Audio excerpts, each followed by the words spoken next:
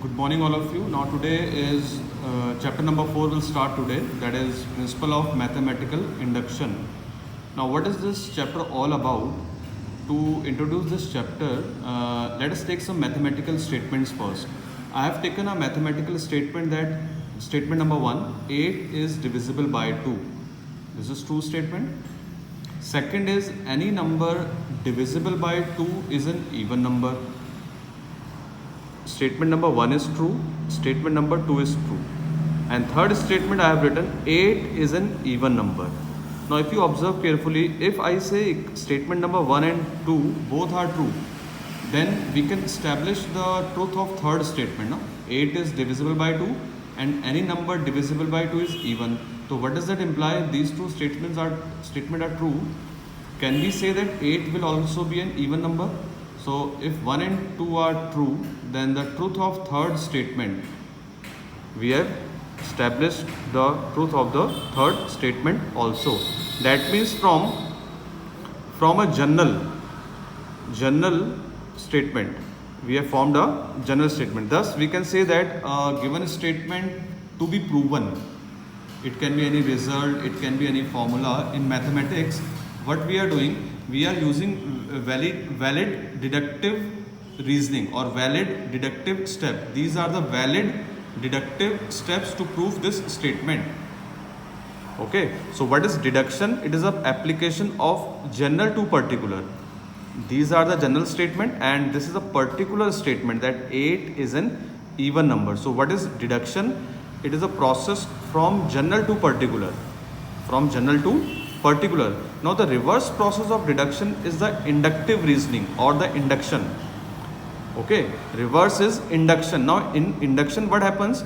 It moves from generalization from particular results, particular cases or fact. So we'll generalize our statement using some particular facts. So in mathematics or in algebra, where we are using some mathematical results or statements which are in terms of n where n is any natural number.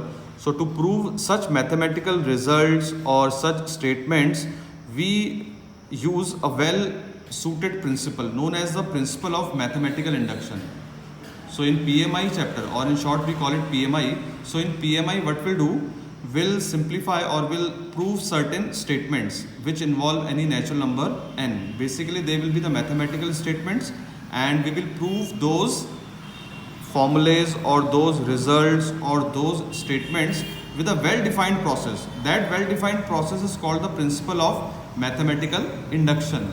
So what is induction? Induction is a process where we generalize the result giving some particular cases. So we'll take some particular cases, we'll prove them, they are true, and then we will generalize it.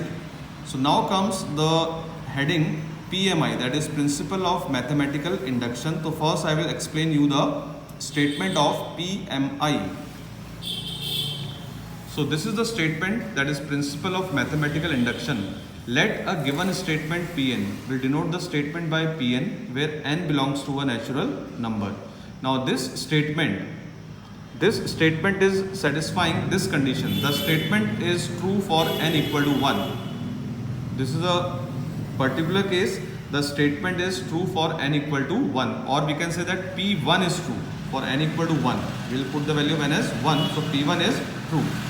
Then what we will do in second step, if we assume, this we have to assume, if we assume that the statement is true for n equal to k, what is k here? K is any positive integer. K is any positive integer which is a part of any natural, which is a part of natural number only. So if the statement is true for n equal to k, then the statement is also true for n equal to k plus 1. मतलब अगर कोई statement 1 के लिए true है, okay, for 1 it is true. And what we are assuming let the statement be true for n equal to k.